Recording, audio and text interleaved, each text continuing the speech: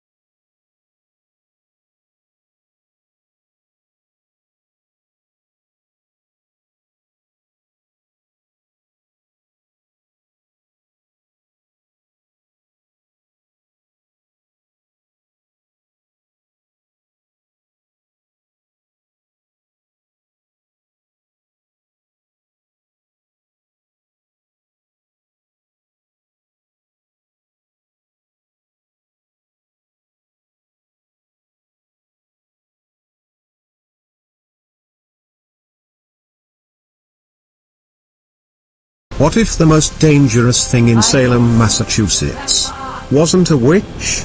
What if it was the idea that some things, some people, some souls, can never truly be put to rest? You know, most sequels get made because a studio sees dollar signs. They count the merchandise, they eyeball the nostalgia market, and they greenlight something that didn't need to exist. We've seen it 1,000 times. But every once in a while, every once in a rare while, a sequel lands on your screen and you find yourself grinning like a kid on Halloween night, candy in hand, porch lights flickering, something ancient and warm stirring inside your chest. Hocus Pocus 2 is that rare thing. And I'm going to tell you exactly why. Now look, I'm not going to pretend this movie is Citizen Kane. I'm not going to sit here and tell you it reinvents cinema as we know it. But what I will tell you is this: Hocus Pocus 2 is one of the most genuinely entertaining, surprisingly heartfelt, and impressively self-aware franchise revivals to come out of Disney in years. And the fact that it dropped on Disney Plus in September 2022, nearly 3 decades after the original, and still managed to become the most watched Disney Plus premiere of all time, that tells you something.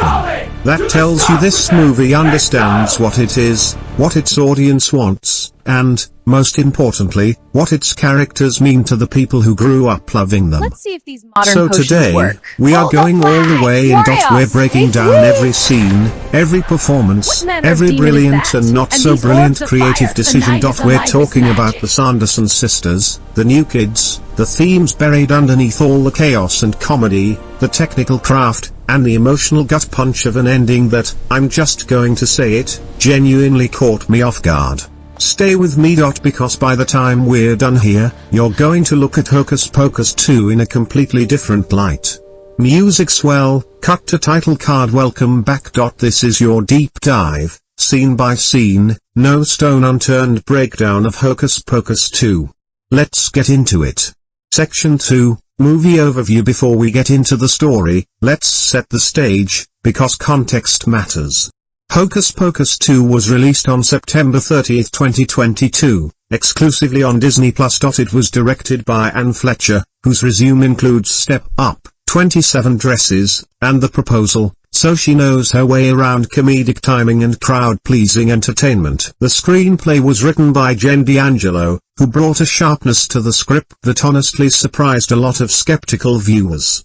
The returning cast is what had everyone buzzing. Of course. Bette Midler is back as Winifred Sanderson, the eldest, most powerful, most theatrical of the three sisters. Sarah Jessica Parker reprises her role as Sarah Sanderson, the dreamy, childlike, slightly unhinged blonde. And Kathy Najimy is once again Mary Sanderson, the lovably frantic middle sister who always functions as the heart of the trio. Now, one thing to understand going in: this film is not a direct sequel to the first in the traditional sense. It doesn't pick up with Max and Danny and Allison from the original. Instead, it introduces a whole new set of teenage protagonists living in Salem, Massachusetts, in the present day. This choice was controversial among hardcore fans, but as we'll discuss later, it was arguably the right call.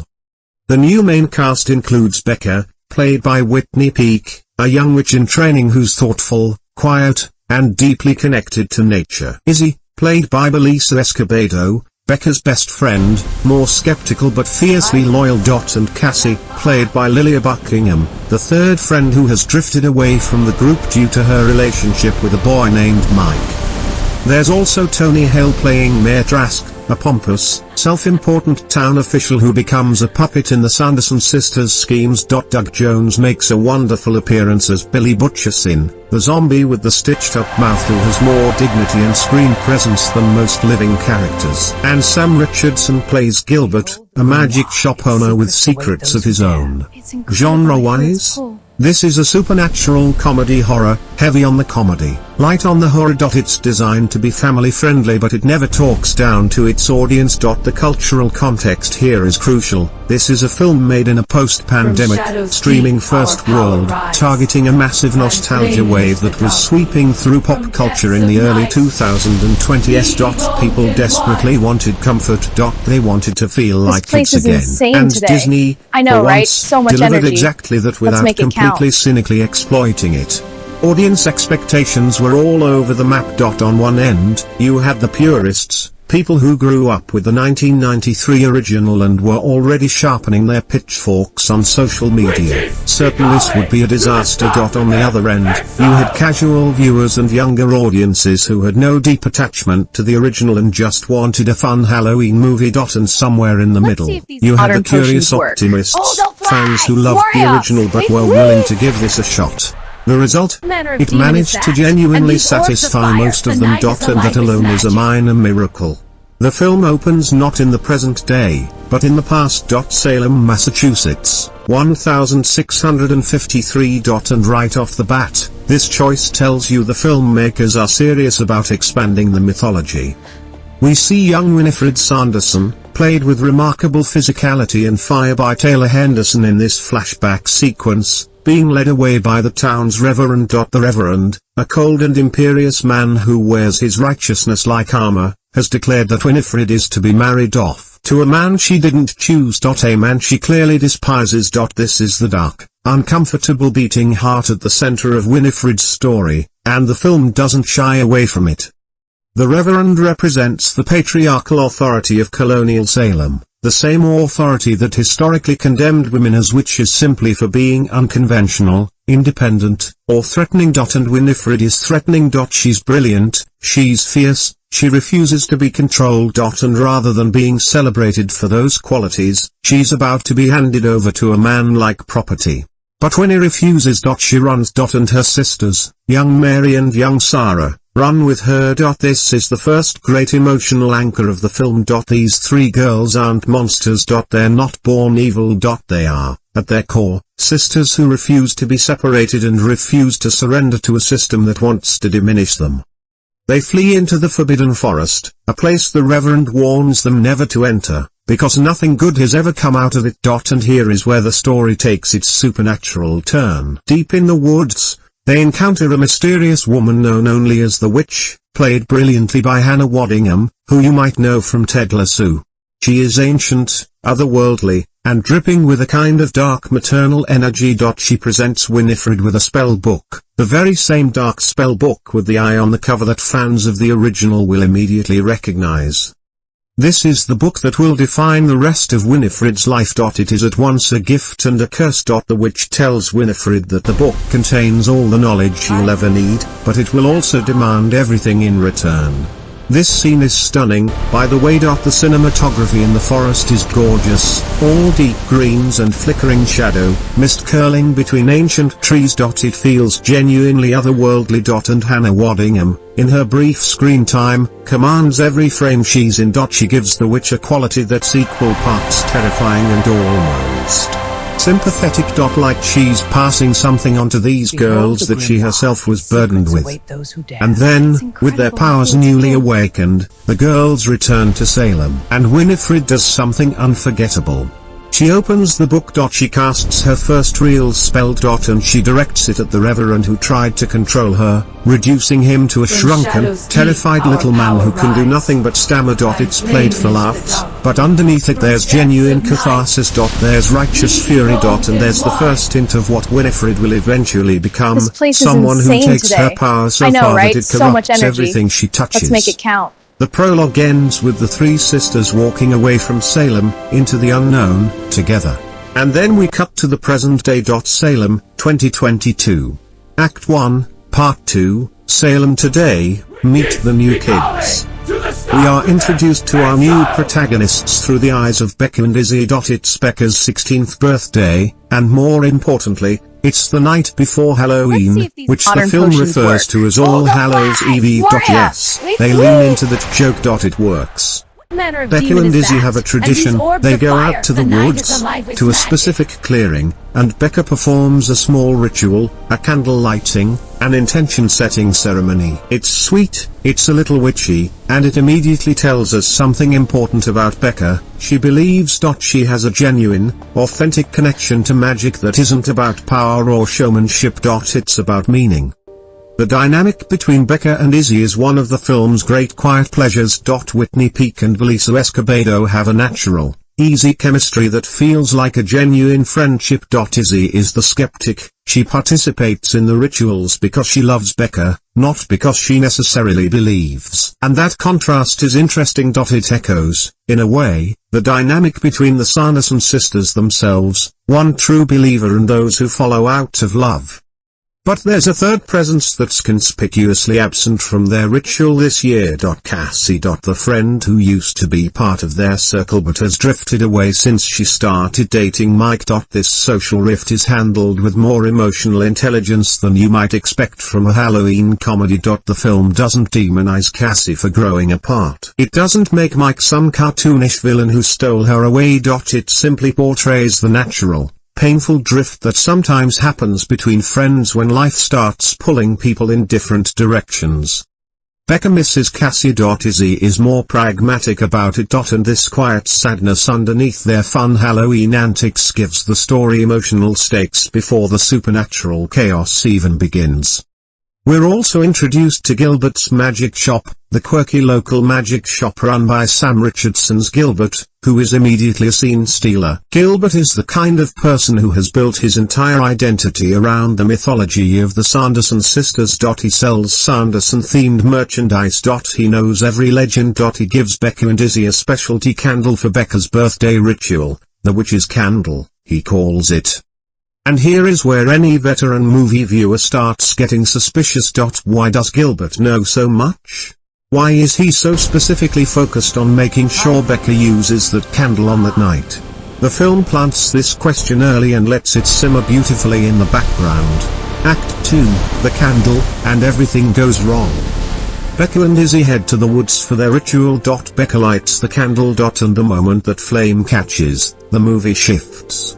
Because the candle Gilbert gave her, it's the black flame candle. The legendary artifact that, when lit by a virgin on Halloween, resurrects the Sanderson sisters.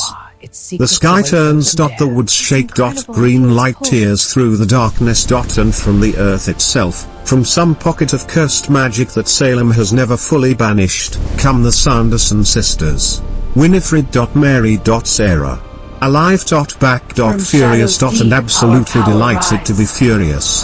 The resurrection sequence is glorious. Bette Midler rises from the ground and begins, immediately, to chew every molecule of scenery available to her. It's theatrical. It's grand. It's everything. And the moment she locks eyes with Becca and Izzy, two teenagers who are absolutely frozen with terror, she cocks her head and says, with perfect contempt, "Children. How underwhelming."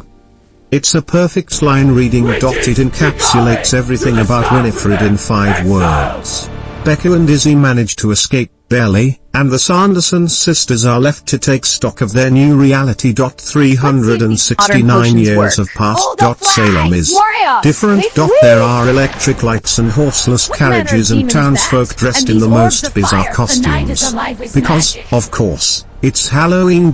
Everyone assumes the sisters are just enthusiastic trick-or-treaters. This is a recurring gag that never gets old. The sisters move through modern Salem with a combination of bewilderment, contempt, and absolute delight. There is a wonderful extended sequence in a Walgreens, yes, a Walgreens, the mundane beauty supply chain, where Mary discovers the wonder of modern hair care products, Sarah gets distracted by everything shiny, and Winifred grimly tries to focus on finding ingredients for the Magic A Maxima spell. The Magic A Maxima spell. This is the central MacGuffin and the central threat of the film. Winifred wants to cast this spell, a spell of ultimate, limitless power. The kind of power that would make her the most powerful witch who has ever lived. It requires 3 ingredients that will take the sisters on a journey through modern Salem. But what Winifred doesn't know yet, what the audience discovers alongside her, is the true cost of the spell. We'll get to that cost. And when we do, everything about this story changes. But first, back to our protagonists. Act 2, continued, Becca, Izzy, Cassie, and the race to stop the sisters. Becca and Izzy regroup and do what any sensible teenagers would do when they've accidentally resurrected 3 ancient witches. They try to figure out how to stop them. This leads them to Gilbert's shop, where, in a scene that is both funny and genuinely revelatory, Gilbert's facade begins to crack. Here's what we learn: Gilbert isn't just a fan. He's been obsessed with the Sanderson sisters for years. He's spent his entire adult life studying their magic, collecting their artifacts, and waiting for the right moment to resurrect them. He gave Becca that candle deliberately. He wanted them back. Not because he's evil, exactly, but because he's a true believer, someone who has let his obsession drive him into genuinely terrible choices. Sam Richardson plays this revelation beautifully. There's a moment where Gilbert tries to justify his actions, and you can see on his face that he knows, even as the words leave his mouth, that there is no justification. He used Becca. He manipulated her ritual. And now 3 ancient witches are loose in a modern city because of him. Meanwhile, Cassie has been dragged into the chaos, literally dragged, when the Sanderson sisters encounter her father, Mayor Trask, and decide he's a useful instrument. Tony Hale's Mayor Trask is a wonderful comic creation, a man so consumed by his own vanity and political ambitions that he becomes the sisters' most oblivious puppet. He genuinely believes they like him. He genuinely believes he's in control. He is spectacularly, consistently wrong. Winifred puts a jinx on the mayor, a control spell that turns him into a mindless servant. And as Cassie tries to help her father, she gets pulled into the adventure alongside Becca and Izzy. This reunites the 3 friends, under terrible circumstances, sure, but reunited nonetheless. The dynamic shifts are interesting here. Becca, who has always been the believer, is now the one who has to confront the reality that the magic she romanticized her whole life is genuinely dangerous. Izzy, the skeptic, has to abandon her skepticism completely and just deal with the supernatural reality in front of her face. And Cassie has to find her footing in a situation that is completely alien to her experience. There's a scene where the three of them argue in Gilbert's shop about the candle, about their friendship, about who kept secrets from whom, and it has real emotional weight. These aren't stock characters trading quips. They're three actual teenagers who love each other and are also genuinely angry and scared and overwhelmed. That's the kind of character work that elevates a movie like this above its competition. Act 2, the middle, the sisters on the loose, chaos and comedy. Now let's talk about what the Sanderson sisters are actually getting up to while the teenagers are having their emotional moments. Because this is where the movie truly finds its groove. The sisters need three specific ingredients for the magic maxima: a witch's magic, the magic of Winifred's spell book, and, the most personal and devastating ingredient, that which is most precious to Winifred herself. They start by tracking down the spell book, which has ended up in Gilbert's shop.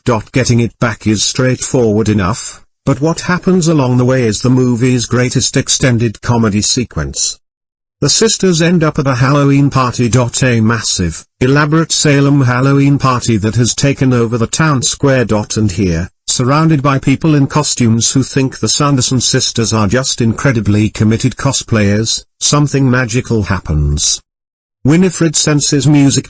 Real, loud, amplified, modern music, and something in her responds to it. What follows is the film's show-stopping musical number, a full performance of The Witch is Back, a riff on Elton John's The Bitch is Back, performed by Bette Midler on a stage in the middle of Salem, with a crowd of delighted partygoers who think they're watching the most amazing Halloween performance of their lives. I want to dwell on this scene for a moment, because I think it's more important than it first appears. On the surface, it's a crowd-pleasing spectacle. Bette Midler, a Broadway legend, a pop icon, one of the great entertainers of the last 50 years, letting loose on a Halloween stage with everything she's got. And she is incredible. She hasn't lost a step. The voice, the physicality, the comic timing, the sheer theatrical presence. She commands that stage like she was born on it. But there's something else going on. In the original Hocus Pocus, Winifred's most iconic moment is also a musical performance. I put a spell on you. In that scene, she's manipulating the adults of Salem, using magic to control them. It's a performance in service of evil. In this scene, the performance is just joy. Pure, genuine, uncontrolled joy. Winifred isn't manipulating anyone. She's not advancing her plan. She's just doing what she was always meant to do, performing, commanding an audience, being seen. And for a few minutes, the movie lets her be happy. It's a surprisingly tender choice, and it adds a layer of melancholy to everything that comes after. Because we know she can't keep this. We know what's coming. Meanwhile, Billy Butcherson makes his return. Doug Jones, who has been playing elaborately costumed and creature performance roles for decades, brings genuine warmth and dignity to Billy, a zombie who, in this film, has chosen a side. After dying at Winifred's hands in the original story, Billy has no love lost for the sisters. He becomes an unexpected ally to Becca and Izzy, communicating mostly through gestures and written notes since, his mouth is still stitched shut for much of the film. Billy is used sparingly but effectively. He's the movie's secret emotional weapon, a reminder of the real cost of Winifred's cruelty, but also a character who has clearly found some measure of peace in his undead existence. He's funny without being pathetic. He's dignified without being stiff. It's a masterful performance from Jones, who deserves all the credit in the world for making a zombie with a sewn-up mouth into one of the most expressive characters in the film. Act 2 Crisis, the true cost of the spell. And now we reach the pivot point, the moment where Hocus Pocus 2 earns its right to exist as something more than a nostalgia cash-in.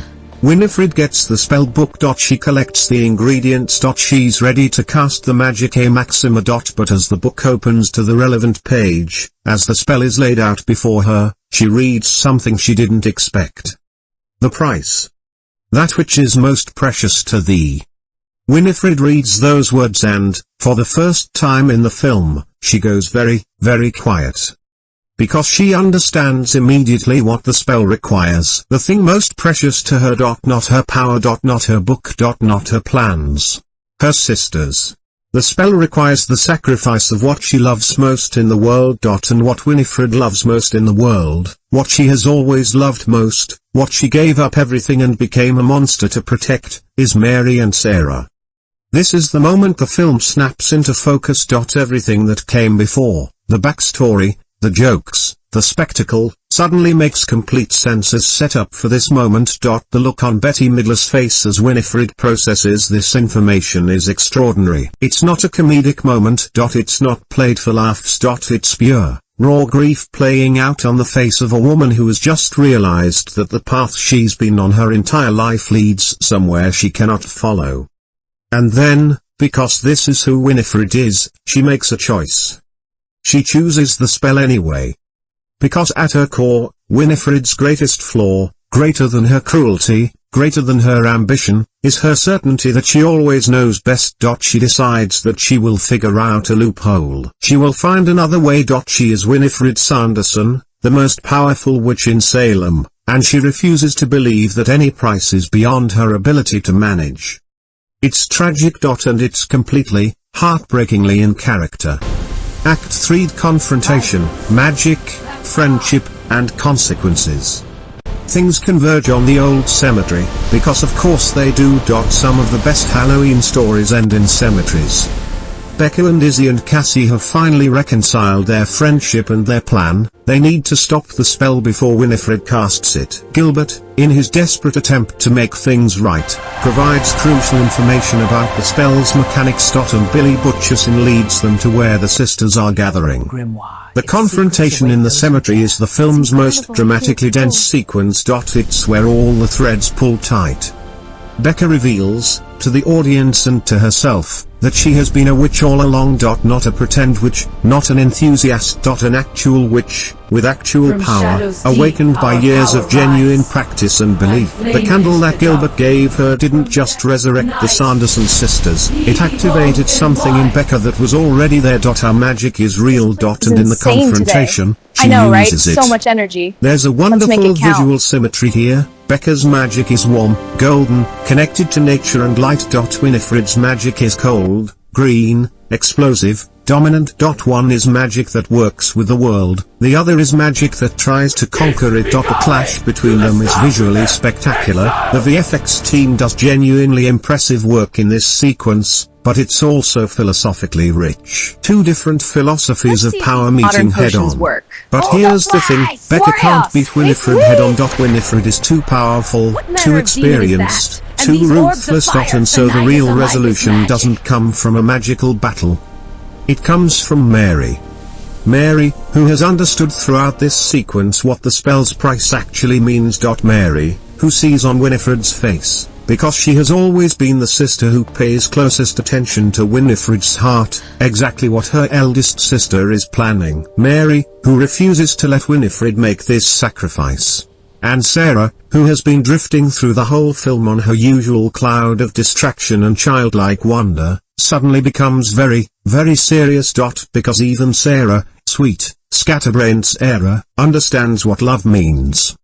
The three sisters have a moment together, a quiet moment in the middle of the chaos, that is, without exaggeration, the most emotionally honest moment in either Hocus Pocus film. No jokes. No performances. Just three women who have been through everything together, standing in a cemetery in Salem, trying to figure out what to do with love when love is the only thing left. And Winifred, the fearsome, theatrical, monstrous Winifred Sanderson, starts to cry. Bette Midler, in this moment, is breathtaking. The ending, what actually happens. The Magica Maxima spell is cast. But not in the way Winifred planned. Winifred, unable to sacrifice her sisters, reshapes the spell's intent. Instead of using it to gain ultimate power, she uses it to let go. The spell becomes something different. Something she could never have imagined when she first sought it out. It becomes a release.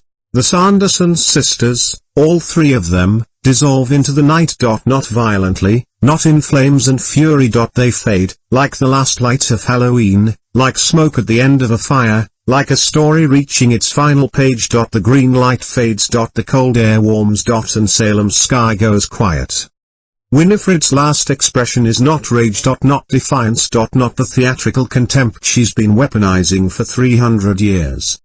It's peace. Genuine, earned, heartbreaking peace. And in those last frames, we see the sisters as they appeared in the prologue, young, together, free, walking into the forest. Whatever comes after the fade, we understand that they are still together. That the thing Winifred has always fought to protect, the bond between the three of them, survives whatever ending finds them. It's a beautiful ending. It genuinely surprised me. And I think it surprised a lot of people who came in expecting nothing more than a goofy Halloween romp. In the aftermath, Becca, Izzy, and Cassie are left standing in the cemetery, alive, exhausted, and permanently changed. Their friendship has been tested and remade. Becca's understanding of her own power and nature has completely shifted. And Salem, once again, is safe. For now. Section 4, Character and Performance Analysis. Winifred Sanderson, Bette Midler. Let's be real about something. Bette Midler is the movie. Not because the other performers aren't good. I know, right? They so are, much energy. but because Midler gives a performance of such sustained, layered brilliance that it elevates every scene she's in into something genuinely memorable. What's remarkable about Midler's Winifred in this film versus the original is the added dimension of genuine tragedy. In 1993, Winifred was essentially a comedic villain, terrifying enough to create stakes, but primarily a vehicle for Midler's extraordinary comic gifts. In 2022, Midler gets to do all of that and something else. She gets to show us the real woman underneath the monster. The prologue, which establishes Winifred's backstory, retroactively adds context to every choice she makes in the rest of the film. Her obsession with power isn't simply villainy, it's a trauma response. It's what happens when a brilliant, extraordinary woman is told repeatedly that her brilliance is dangerous and must be controlled. Winifred's magic is her reclamation of self. Her cruelty is what happens when that reclamation goes too far. Midler understands this intuitively. Watch how she plays the quieter moments, the rare beats where Winifred's armor slips and you see the girl from the forest, the girl who ran rather than be erased. There's a vulnerability there that makes the ending land with the emotional force it does. Technically, Midler's vocal performance remains extraordinary. At 76 years old during production, she sounds like she hasn't aged a day as a singer. Her physical comedy is as sharp as ever. And her dramatic range, which critics have undervalued for decades because she wraps it in such a magnificent theatrical package, is genuinely on display here. Sarah and Mary Sanderson, Sarah Jessica Parker and Kathy Najimy. If Winifred is the center, Mary and Sarah are the heart. And both Parker and Najimy bring such specific, lived-in energy to their characters that it genuinely feels like they never stopped playing these roles. Sarah Jessica Parker's Sarah Sanderson is a study in committed absurdism. Sarah exists in her own dimension, she's permanently distracted, perpetually delighted by small things, and operating on a logic system that no one else has access to. Parker plays this with remarkable consistency and a willingness to look completely ridiculous that deserves more credit than it gets. She understands that Sarah isn't stupid, she's just tuned to a different frequency than everyone else. And in the film's emotional climax, Parker finds something genuinely moving in Sarah's simple, uncomplicated love for her sisters. Kathy Najimy's Mary is the soul of the trio. She's the one who notices. The one who holds things together. The one whose love for Winifred is most visible and most unreserved. Najimy has always been an underrated comedic performer, and here she's at her best, landing physical gags with perfect timing while never losing track of the emotional undercurrent. The chemistry between all three women feels completely real, and Mary is the connective tissue. Becca, Whitney Peak. Whitney Peak has the hardest job in the film. She has to hold her own in scenes with Bette Midler, establish a complete character arc, and carry the emotional weight of the story's contemporary storyline, all while being relatively new to leading film roles. She does it. Not always perfectly, but she does it. What Peak brings to Becca is a quality of genuine belief. You buy completely that this is a girl who has spent years practicing magic in the woods at midnight, not because she's quirky or trying to be different, but because she genuinely, sincerely connects with it. There's nothing performative about Becca's witchiness. It's just who she is. The arc from girl who practices magic as a private spiritual practice to girl who discovers she actually has real power is handled well. It doesn't happen in a montage. It happens through action, through desperation, through a situation that demands more of her than she knew she had. Billy Butcherson, Doug Jones. Doug Jones. A man who has spent his career bringing non-human characters to life with more humanity than most actors bring to fully human roles. His Billy Butcherson is the film's underrated see if these modern gem. potions work. Billy communicates almost entirely through physicality, through the tilt of her head, the precise angle of a shrug, the small gestures that convey more than any line of dialogue could. Jones understands something fundamental about Billy. He's been dead for over 3 centuries, but he's not defeated. He has found a way to maintain his dignity in an impossible situation. And the warmth he extends to Becca and Izzy, 2 kids who treat him with basic human decency, is genuinely touching. There's a moment near the end where Billy gets his mouth freed from its stitches and delivers a short, heartfelt speech. It's played with such simple sincerity by Jones that it hits harder than almost anything else in the film. Do not sleep on Billy Butcherson. He is the movie's quiet MVP. Section 5, Themes, Symbolism, and Subtext. The power of sisterhood. The most prominent theme in Hocus Pocus 2 is sisterhood, and the film examines it from multiple angles simultaneously. With the Sanderson sisters, sisterhood is the foundation of everything. It is the reason Winifred sought power in the first place, to protect her family. It is the reason she ran from Salem as a teenager instead of surrendering. And it is the thing that ultimately undoes her greatest ambition. The Magic Maxima demands what she loves most, and what she loves most is her sisters. Her power cannot exist without them, and she cannot have them and ultimate power simultaneously. This is a genuinely subversive message for a film that ostensibly positions the sisters as villains. Love is not their weakness. Love is the truest thing about them. With Becca, Izzy, and Cassie, sisterhood is examined through the lens of modern friendship, which can be just as powerful and just as fragile as biological bonds. The drift between Cassie and her friends is treated as a genuine loss. The reunion, forced by crisis, is treated as a genuine gift. And the film ultimately argues that the bonds we choose can be as sacred as the bonds we're born into. Power versus love, the central tension. The film is structured around a fundamental question: what is power actually for? What does it mean to be powerful? Winifred's arc traces the journey from power as survival, running from the Reverend, refusing to be controlled, to power as addiction, the endless pursuit of more, to the final revelation that the thing she actually needed, the thing all her power was meant to protect, was never at risk until her own ambition threatened it. Becca's arc presents an alternative philosophy: power as stewardship. Her magic is quiet, personal, connected. She doesn't want to conquer anything. She wants to understand the world and her place in it. And when she has to use her power to fight, she uses it not to dominate but to protect. The film is suggesting, with surprising sophistication for a family Halloween comedy, that the most dangerous magic isn't the kind that destroys. It's the kind that justifies. The kind that tells you your ambition is the same as your virtue, institutional authority and its discontents. The prologue is not subtle about its political subtext, and it shouldn't be. The Reverend who tries to force Winifred into marriage is a direct representation of patriarchal institutional authority, the power of systems over individuals, especially women. The film's sympathy for the Sanderson sisters originates here. They didn't choose to be witches. They chose to be free. And a world that couldn't tolerate free women labeled them as witches and tried to destroy them. This is historically resonant in a very specific way. The Salem witch trials of the 1690s were, in large part, A mechanism for social control. The people accused of witchcraft were disproportionately women who existed outside the norms of their community: widows, healers, the poor, the outspoken. The historical parallel that Hocus Pocus 2 draws is not accidental, and it's not shallow.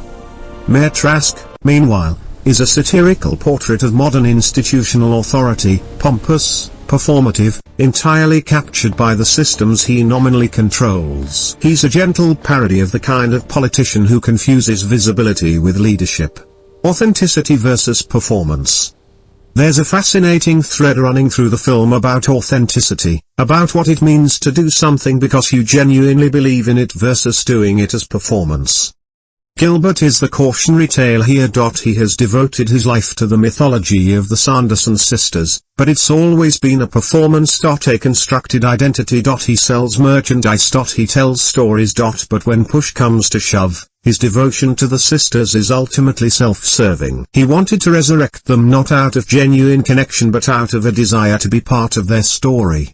Becca, by contrast, practices her magic privately, in the woods, without an audience. There's no performance to it. It's just true. And that authenticity is what makes her power real, and what makes her the person capable of facing the sisters on something approaching equal terms. Section 6, Technical and Artistic Review. Direction, Anne Fletcher.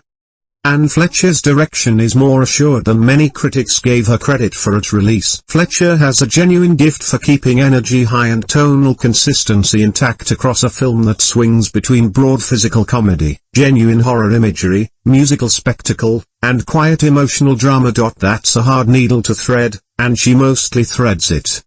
Her background in comedy serves her well here. She knows how to construct a comedic scene, how to use space and timing, how to let performers breathe and find their moments. The Walgreens sequence works as well as it does because Fletcher trusts her leads and gives them room.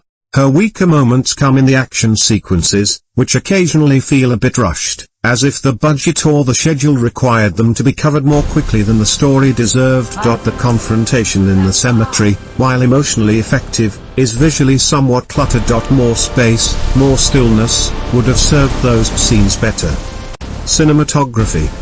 Cinematographer Balder Bragason does lovely work here, particularly in the prologue sequences and the forest scenes. The contrast between the dark, lush, organic world of 1653 Salem and the bright, garish, overstimulating world of 2022 Halloween Salem is handled with consistency and visual intelligence. The color palette is rich, deep purples and greens for the magical sequences, warm amber and orange for the Halloween street scenes. It never feels like a flat, TV movie production. This looks like a proper cinematic Disney experience. Music and sound design. John Debney's score does exactly what a score for this kind of film should do. It supports the emotion without trying to explain it. The use of Danny Elfman-esque orchestration for the magical sequences gives the film a Halloween atmosphere that feels classic and contemporary simultaneously. But the music highlight, obviously, is The Witch is Back. Arranged with genuine care and flair, and performed by Midler, Parker, and Najimy with full commitment. This sequence is the musical equivalent of the I Put a Spell on You number from the original. It's the film's most joyous moment, and it's executed with the kind of professional polish that only comes when everyone involved knows exactly what they're doing.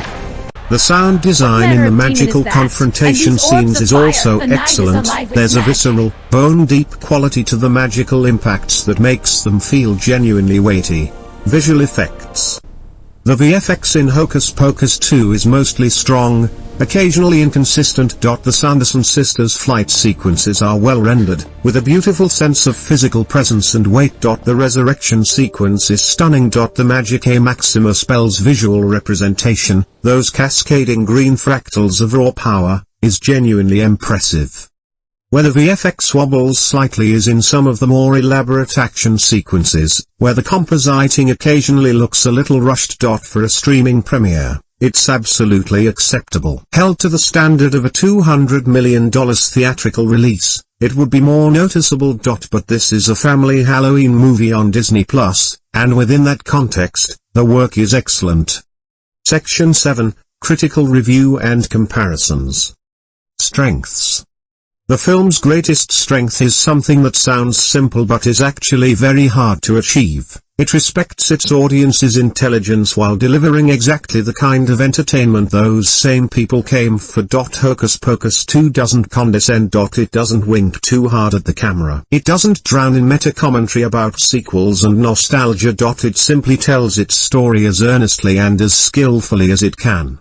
The decision to give the Sanderson sisters an actual backstory, to humanize them without defanging them, is the film's most significant creative achievement. Winifred's ending doesn't work if we haven't understood where she began. The emotional resonance of the finale depends entirely on the foundation laid in the prologue. Bette Midler's performance is the film's crown jewel. It's impossible to overstate how good she is here. She was great in the original. She's transcendent in the sequel. And the fact that she's doing this at 76, bringing this level of physical and emotional commitment to a streaming Halloween movie, is one of those things that deserves to be celebrated loudly. The three-way friendship between Becca, Izzy, and Cassie is handled with surprising emotional sophistication. Teen friendships in contemporary family films often feel either too sanitized or too dramatically heightened. These three feel real. Weaknesses. The film's most significant weakness is its pacing in the second act. There are sequences, particularly around Gilbert's arc and the mayor subplot, that feel like they're spinning their wheels slightly. The Mayor Trask storyline is funny, but it doesn't turn its runtime. Tony Hale is excellent, but his character is used more as a comic prop than as an actual participant in the story's themes. The new teenagers, while well performed, occasionally feel like they're in a slightly different movie than the Sanderson sisters. The tonal gap between three ancient witches experiencing Walgreens and three teenagers processing a friendship rupture is occasionally jarring. And some viewers, particularly those with deep attachment to Max, Danny, and Allison from the original, will feel genuine disappointment that those characters are entirely absent. That absence isn't a creative flaw, exactly, but it's a real emotional gap for certain members of the audience. Comparisons. Where does this sit? If you're comparing Hocus Pocus 2 to other long-delayed sequels, it fares quite well. It avoids the most common pitfalls. It doesn't try to slavishly recreate the original beat for beat, Ghostbusters 2016's problem. It doesn't drown in self-referential humor, Scream 5's occasional weakness, and it doesn't treat its legacy characters as museum pieces to be dusted off and admired rather than actually engaged with. Jurassic World's central sin. The closest spiritual comparison might be something like Paddington 2, a sequel that outperforms its already beloved original by finding unexpected emotional depth within what appears to be a simple, crowd-pleasing premise. Hocus Pocus 2 doesn't quite reach Paddington 2's heights, but it's playing in the same philosophical ballpark. Among Disney's own legacy sequels, it's significantly more satisfying than Maleficent, Mistress of Evil or Cinderella sequels of years past. It sits comfortably alongside Mary Poppins Returns as a piece of legacy sequel filmmaking that genuinely cared about what it was doing. For Halloween-specific family cinema, it's the best new entry in that space since something like Coco or Paranorman, and comparing a streaming sequel to those films is not faint praise. It's in legitimately good company. Section 8, Final Verdict and Rating. The overall message. What is Hocus Pocus 2 actually about? On the surface, it's about three resurrected witches causing chaos in modern Salem while a group of teenagers tries to stop them. That's the pitch. That's what you tell someone when they ask what are you watching? But underneath that pitch, underneath the brooms and the cauldrons and the black flame candles and the Walgreens scene, is a movie about love. Specifically, about the ways that love and power interact, contradict, and ultimately define each other. Winifred Sanderson spent 3 centuries in pursuit of the ultimate power. She crossed every moral line, caused untold harm, became genuinely monstrous in her ambition. And at the end of it all, when she finally has the means to achieve what she always wanted, she finds that the price is the one thing that was always worth more than the power. The thing she loves most. That's not a Halloween message. That's a human message. And the fact that it's delivered through the vehicle of a comedic family Halloween movie, complete with musical numbers and zombie cameos and a villain getting shrunk to the size of a figurine, is not a contradiction. It's the magic of the genre. Sometimes the most profound truths are easiest to hear when they arrive wearing a costume. Who is this movie for? Hocus Pocus 2 is for anyone who grew up with the original and has spent 30 years wanting to see the Sanderson Sisters one more time. It will not disappoint you. It is for anyone who loves Halloween, the aesthetic, the atmosphere, the sense of magical possibility that descends on the world every October. This film is drenched in Halloween. It lives and breathes it. It is for parents who want to share something with their kids that won't bore them to tears and won't traumatize the children. This is the sweet spot of family Halloween entertainment. It is for fans of Bette Midler who want to see what a masterclass performance looks like at 76. That alone is worth the runtime. And, perhaps most unexpectedly, it is for anyone who has ever loved a friendship or a family bond with everything they have, and wondered what they would sacrifice to protect it. I know, right? Turns out so the much answer energy. might surprise Let's you. make it count. Final rating: 7.5 out of 10. A joyful, surprisingly heartfelt, occasionally uneven but ultimately very worthy successor to one of Halloween's most beloved films. Led by a once-in-a-generation performance from Bette Midler, anchored by a genuinely moving story about love and sacrifice, and wrapped in enough Halloween atmosphere to keep you warm through the entire month of October. Let's see if these Hocus modern Pocus potions 2 work. earns its existence, and then some. If you haven't watched it yet, go watch it. Light a candle. Pour some cider. Let the Sanderson sisters back into your life. They've earned it. And hey, if a centuries-old witch can learn that the thing she loves most isn't power after all, maybe there's hope for the rest of us, too. Happy Halloween.